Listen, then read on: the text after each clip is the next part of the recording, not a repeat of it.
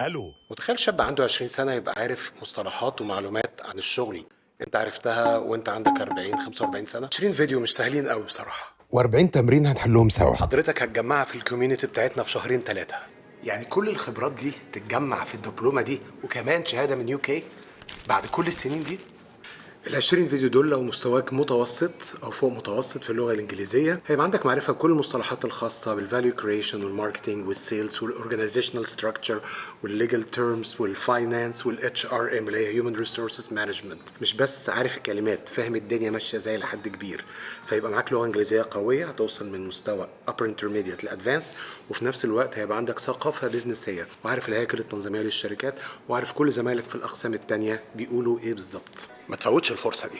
يعني الكلام ده ناس كتيره مننا جمعته في حوالي 10 سنين 15 سنه شغل. هيجي تينيجر يعرفوا كله في شهرين، لو شهاده من UK كمان.